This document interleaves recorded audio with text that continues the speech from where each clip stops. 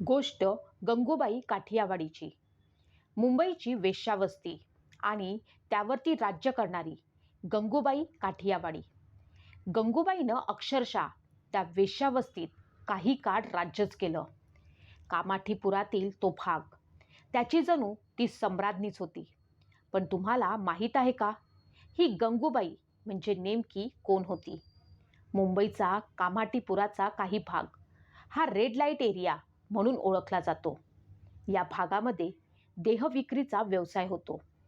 गंगूबाईचं या भागावरती किती प्रस्थ होतं हे सांगणारी एक गोष्ट म्हणजे त्या भागातील प्रत्येक घरामध्ये असणारा गंगूबाईचा फोटो. गंगूबाई ही कामाठीपुराच्या त्या भागातील राणी होती. फक्त फोटोच तेथील घरांमध्ये आहे असे नाही, तर कामाठीपुरातील एका कोपऱ्यामध्ये गंगूबाईचा पुतळा देखील आहे. त्या पुतळ्याची आजही पूजा केली जाते. सोनेरी काठाची पांढरी शुभ्र साडी, सोन्याची बटणं असणारा ब्लाऊज, अंगाखांद्यावरती सोन्याचे दागिने. इतकेच नव्हे तर गंगूबाईचा एक दातही सोन्याचा होता. गंगूबाईला सोन्याची प्रचंड आवड होती. प्रचंड धनदौलत असलेली गंगूबाई ही त्या कामाठीपुऱ्याची सम्राज्ञी होती. गंगूबाई मूळची गुजरात येथील. गंगूबाईचं खरं नाव गंगा हरजीवनदास काठियावाडी असं होतं. गंगूबाईचं घराणं प्रतिष्ठित होतं. गंगाचा जन्म 1939 मध्ये गुजरातमधील त्या प्रतिष्ठित घराण्यामध्ये झाला. घराणं सुशिक्षित होतं, त्यामुळे आपल्या मुलींनीही चांगलं शिक्षण घ्यावं असं कुटुंबातील प्रत्येक व्यक्तीला वाटत होतं. आपली मुलगी शिक्षण घेऊन एक चांगली प्रतिष्ठित व्यक्ती बनावी हे त्यांचं स्वप्न होतं. पण गंगाच्या मनात मात्र काही वेगळंच होतं, कारण तिला अभ्यासापेक्षा चित्रपटांमध्ये अधिक आनंद मिळत असे. ती नेहमीच हिरोईन होण्याचं स्वप्न पाहत असे. तिने चित्रपटांमध्ये पाहिलं होतं की सर्व चित्रपटांचं शूटिंग हे मुंबईला होतं. तसेच सर्व हिरो हिरोईन देखील मुंबईला राहतात. त्यामुळे तिला मुंबईबद्दल विशेष आकर्षण होतं. आपण मुंबईला जावं ही तिच्या मनामध्ये इच्छा होती. त्या इच्छेला भर म्हणूनच की काय, तिच्या जीवनामध्ये एक अशी गोष्ट घडली जी तिला मुंबईच्या दिशेनं घेऊन गेली. ती मुंबईला पोचली, पण जो विचार करून आली होती त्या विचाराच्या अगदी विरुद्ध प्रवाहामध्ये. तिच्या वडिलांकडे अकाउंटंट म्हणून रमणीक नावाचा एक तरुण काम करत असे. त्याच्या बोलण्याबद्दल गंगाला हे कळलं की तो इथे येण्याअगोदर मुंबईला राहत असे. त्याला मुंबईची बऱ्यापैकी माहिती आहे. गंगाच्या डोक्यात जणू वीज चमकली. आपल्याला जर मुंबईला जायचं आहे तर रमणीकला सोबतीला घेतलं पाहिजे हे तिच्या मनानं ठरवलं. रमणीकसोबत मैत्री वाढवली, पण या मैत्रीचं रूपांतर मात्र हळूहळू प्रेमात झालं. घरचे आपल्या प्रेमाला विरोध करतील, आपल्याला मुंबईला जायला मिळणार नाही या भीतीपोटी वयाच्या 16व्या वर्षी ती रमणीकसोबत घरातून पळून गेली. गंगाने रमणीकने जाऊन मंदिरात लग्न केलं. त्यानंतर ते दोघेजण गुजरातहून मुंबईला आले आणि मुंबईमध्ये एकत्र राहू लागले. काही दिवसांनी एकदा रमणीकनं गंगाला सांगितलं, इथे माझी मावशी राहते, तू काही दिवस मावशीसोबत राहा. तोपर्यंत मी आपल्या दोघांसाठी एक चांगलं आणि नवीन घर शोधतो. गंगाने रमणीकच्या शब्दावरती विश्वास ठेवला. तिला वाटलं रमणीक जे सांगत आहे ते सत्य आहे. त्याप्रमाणे तिने रमणीकने सांगितलेल्या मावशीसोबत राहण्याचा निर्णय घेतला. पण खरं पाहता ती रमणीकची मावशी नव्हतीच, तर रमणीकने तिला 500 रुपये घेऊन कोठ्यावाल्या बाईला विकलं होतं. बिचाऱ्या गंगाला याबद्दल काहीही कल्पना नव्हती. ती तर हेच समजत होती की ही स्त्री म्हणजे रमणीकची मावशी आहे. पण रमणीकनं ज्या स्त्रीबरोबर तिला पाठवले होते ती मुंबईतील प्रसिद्ध कामाठीपुरा रेड लाईट या भागातील कोठेवाली होती. ज्याप्रमाणे हजारो मुलींना फसवून मुंबईला आणले जात असे, तोच प्रकार गंगासोबत देखील झाला होता. तिला काही कळण्याच्या अगोदरच ती चुकीच्या व्यक्तीच्या हाती सुपूर्द केली गेली होती. मुंबईतील त्या रेड लाईट भागातील कामाठीपुरा येथे गंगा सर्वांना अनोळखी होती. तिच्यासोबत असं काही होईल याचा तिने कधी स्वप्नातही विचार केला नव्हता.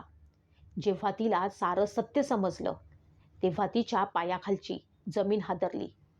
आपण कशासाठी आलो होतो, पण आपण कुठे अडकलो हे जेव्हा तिला कळलं तेव्हा तिची मनस्थिती बिघडली. पण त्यातूनही तिने विचार केला, जे समोर आलं आहे ते आपल्या चुकीमुळे आहे. त्यामुळे तिने आपल्या परतीचे सर्व दोर कापून टाकले. समोर आलेल्या परिस्थितीत समोरून पळून जायचं नाही हे तिनं ठरवलं आणि गंगाची गंगूबाई झाली. ती आता मनात इच्छा नसताना देखील वेश्या व्यवसायाचं काम करू लागली. मुंबईमध्ये त्या काळामध्ये पठाण याची खूप दहशत होती. त्यांचा मुख्य होता करीम लाला. लालाच्या गँगमधला एक पठाण शौकत खान पठाण नावाचा एक गुंड गंगाकडे यायचा आणि तिचे आर्थिक आणि शारीरिक शोषण करायचा. तो जबरदस्तीने तिच्यावरती अत्याचार करायचा.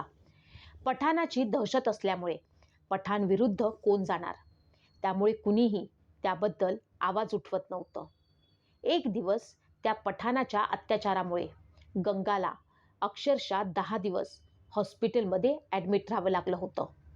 पण हॉस्पिटलमध्ये बाहेर पडून आल्यानंतर मात्र गंगूबाईनं एक दिवस त्याची माहिती काढून त्यावेळेसचा अंडरवर्ल्ड डॉन अब्दुल करीम खान उर्फ करीम लालाकडे गेली आणि शौकत खानची तिनं तक्रार केली.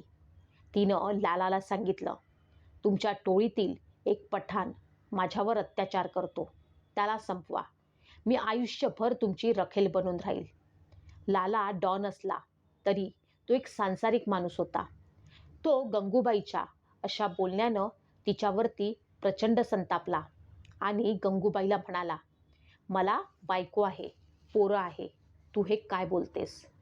आत्तापर्यंत तिने सर्व रानटी माणसं पाहिलेली होती, पण लालाच्या ह्या बोलण्यानं मात्र ती चकित झाली. ती लालाकडे पाहतच राहिली. तिनं लगेचच आपल्या पदराचा दोर फाडला आणि लालाच्या हातावरती राखी बांधली आणि त्याला भाऊ मानलं. तेव्हा लालाने तिला शब्द दिला, आजपासून तुझी रक्षा करण्याची जबाबदारी माझी. तुझ्यावर कुणीही अत्याचार करणार नाही.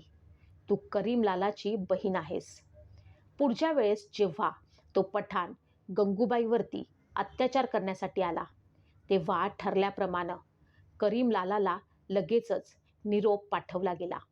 लाला आपल्या 2-4 पठाणांना घेऊन लगेचच गंगाच्या खोलीवरती हजर झाला. यानंतर शौकत खानला करीम लालानं चांगला चोप दिला आणि समजही दिली. तेव्हापासून करीम लालाची मानलेली बहीण म्हणून गंगाबाईचं सर्वत्र दरारा वाढला. कामाठीपुरातील बायका गंगूबाईकडे आपल्या समस्या घेऊन येऊ लागल्या. गंगूबाई त्या समस्या दूर करू लागल्या. एक दिवस गंगूबाईनं आझाद मैदानावरती भाषण केलं. त्या भाषणामध्ये एका मोठ्या सभेत त्यांना घरवाली बायकांच्या समस्या मांडण्यासाठी बोलावलेलं होतं. त्या सभेत गंगूबाई म्हणाली, मी एक घरवाली आहे, पण मी घर तोडत नाही. तुमच्यापैकी अनेकांना असं वाटतं की वेश्या म्हणजे स्त्री जातीचा कलंक आहे, पण आम्हा वेश्यांमुळेच हजारो स्त्रियांचं पावित्र्य अबाधित राहतं, हे तुम्ही कधीच विसरू नका. हे ऐकून लोक त्यांच्याकडे आता आदराने पाहू लागले होते. त्यामुळे त्यांच्या आयुष्याला आता एक वेगळीच कलाटणी मिळाली होती. हा काळ होता 1960च्या दशकाचा. या काळामध्ये कामाठीपुरामध्ये सेंट अँथनी गर्ल्स हायस्कूल ही मुलींची शाळा उभी राहिली. त्यामुळे तेथील कुंटणखाने हलवण्याचा आदेश निघाला. गंगूबाई यांनी त्याला प्रखर विरोध केला. तसेच त्यांचे म्हणणे होते, त्यांनी तत्कालीन पंतप्रधान जवाहरलाल नेहरू यांच्यापुढे प्रभावीपणे मांडले. पंडित नेहरूंचा गंगूबाईसोबतचा भेटीचा किस्सा असा आहे. जेव्हा त्यांनी वस्ती न हलवण्याची प्रभावी भूमिका मांडली तेव्हा पंडित नेहरू म्हणाले, तू खूप हुशार आहेस, तुला खूप चांगली नोकरी किंवा नवरा मिळाला असता. असं असतानाही तू हा व्यवसाय करतेस, यातून बाहेर पड आणि लग्न कर. तेव्हा गंगूबाईनं सर्व काही ऐकून घेतलं आणि त्यानंतर त्या नेहरूंना म्हणाल्या, तुम्ही मला मिसेस नेहरू बनवायला तयार असाल तर मी हा धंदा सोडायला तयार आहे. गंगूबाईंचे हे शब्द ऐकून पंडित नेहरू मात्र खूप चिडले आणि ते लगेचच तेथून निघून जाऊ लागले. तेव्हा गंगूबाईंनं नेहरूंना थांबवलं आणि म्हणाल्या, मला तुम्हाला हेच दाखवून द्यायचं होतं की उपदेश करणं खूप सोपं असतं, पण तोच उपदेश आचरणांमध्ये आणणं मात्र खूप कठीण असतं. यामुळे येथील कुंटणखाने हलवले गेले नाहीत. याच काळात गंगूबाई अनाथ मुले आणि वेश्या व्यवसायातील महिलांच्या विविध समस्यांसाठी देखील काम करत होत्या. चित्रपटात काम करण्यासाठी वेडापायी पळून आलेल्या आणि वाम मार्गाला लागणाऱ्या अनेक तरुण युवतींना गंगूबाई यांनी समुपदेश करून परत आपल्या घरी पाठवलं. गंगूबाईनं ज्या स्त्रीला तिथे राहणं, काम करणं योग्य वाटत नाही, अशा एकाही स्त्रीला जबरदस्तीनं तिथं ठेवलं नाही. अनेक स्त्रियांना संसार पुन्हा सुरू करण्यासाठी व त्यांचे पुनर्वसन करण्यासाठी पुढाकार घेतला होता. गंगूबाईनं सेक्स वर्करसाठी खूप काम केलं, जेणेकरून त्यांचं राहणीमान चांगलं व्हावं. गंगूबाईला वेश्या व्यवसायात गुंतलेल्या स्त्रिया आणि अनाथ मुलांसाठी देवी मानलं जात आहे. असे त्यांनी देहविक्री करणाऱ्या महिलांच्या हक्कांसाठी संघर्ष केला. संपूर्ण आयुष्य गंगूबाईनं कामाठीपुरातील त्या भागातील लोकांसाठी काम केलं. या कारणानं गंगूबाई यांना सर्वजण आदराने गंगामा असे म्हणत. यावरनं एक कळतं की गंगूबाई ही मोठ्या जिद्दीची बाई होती. तिचे जगणं आणि तिचा काळ तिनं आपल्या परिस्थितीवरती मात करून जगला. गंगूबाई रेड लाईट एरियामध्ये फसली गेली तरी तिनं तिचं जीवन कसं खंबीरपणं इतर वेश्या स्त्रियांना न्याय देत काढलं हे सत्य आहे. जीवनाचा संघर्ष कसा करावा, आलेल्या परिस्थितीसमोर खचून न जाता सामना कसा करावा, हे याचं एक उत्तम उदाहरण आहे. त्यांच्या जीवनावरती एक पुस्तकही लिहिलं गेलं आहे, जे हुसेन झेंडी यांनी लिहिलेलं आहे.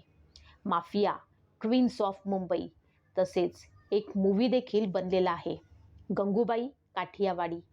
ही माहिती देण्याचा उद्देश आज इतकाच होता की आपण एखाद्या स्वप्नात कधीकधी मागचा पुढचा विचार न करता पाऊल अशा ठिकाणी ठेवतो की तेथील रस्ता कुठे जाणार आहे हे माणसाला कळण्याच्या अगोदरच तो खड्ड्यात पडतो. त्यामुळे कधीही एखादा अनोळखी रस्ता निवडण्याअगोदर त्याच्याबद्दल माहिती काढून घेणं खूप गरजेचं आहे. दुसरी गोष्ट अशी की स्त्री ही संपूर्ण विश्वाची माता आहे. ती कोणत्याही परिस्थितीमध्ये घाबरून न जाता त्यातून मार्ग हा काढतच असते. यातून आपल्याला हे शिकायला मिळतं की जर एखाद्या स्त्रीनं ठरवलं तर ती काहीही करू शकते.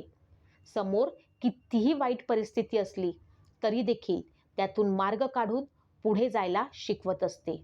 गंगाची अवस्था देखील अशीच झाली होती, पण तिने मात्र घाबरून न जाता किंवा हार न मानता जे समोर आलं आहे त्यातून मार्ग काढून समाजासाठी एक चांगलं कार्य केलं की ज्यामुळे त्या समाजातील स्त्रियांना उपेक्षित समजलं जात होतं. त्यांच्याकडे कुणीही लक्ष देत नव्हतं, त्यांच्या गरजांना कुणीही महत्त्व देत नव्हतं, कारण अशा स्त्रियांना कुणीही मदतीचा हात लवकर जवळ करत नाही. या समाजातील स्त्रिया ही काही ना काही कारणामुळे अशा विचित्र परिस्थितीमध्ये अडकलेल्या असतात, पण निदान त्यांच्या पुढच्या पिढीला तरी उज्ज्वल भविष्य देता येईल त्यासाठी झटणं हे खूप मोठं समाजकार्य असतं. स्वतःसाठी तर सगळेच जगतात, पण दुसऱ्यासाठी, दीनदुबळ्यांसाठी जगतो तोच आपलं खरं जीवन जगतो. गंगूबाईने देखील आपलं जीवन अशा स्त्रियांसाठी जगलं ज्यांचा पुढील मार्ग संपला आहे असे त्यांना वाटत होतं. गंगूबाईनं त्यांच्या मुलांसाठी, त्यांच्या उज्ज्वल भविष्यासाठी अशी कामं केली की ज्यामध्ये त्यांच्या नंतरची पिढी ही उज्ज्वल भविष्याकडे वळू शकली. आजही तुम्ही जर का एखाद्या प्रसारमाध्यमावरती याबद्दल माहिती करून पाहिलं तर तुम्हाला कळेल की गंगूबाईंनी ज्या मुलांना दत्तक घेतलं होतं त्यांना देखील तिनं चांगलं शिक्षण दिलं. शिवाय अनेक अशा मुलांना शिक्षित केलं की ज्यांच्या माता या व्यवसायामध्ये अडकल्या होत्या. म्हणजेच आपण जे भोगलं आहे तेच समोरच्याला देखील भोगावे लागू नये, त्याला तरी निदान उज्ज्वल भविष्याचा मार्ग मिळावा, हाच विचार गंगूबाईनं केला. सलाम त्यांच्या जिद्दीला. तुम्हाला ही माहिती कशी वाटली नक्की कळवा. धन्यवाद.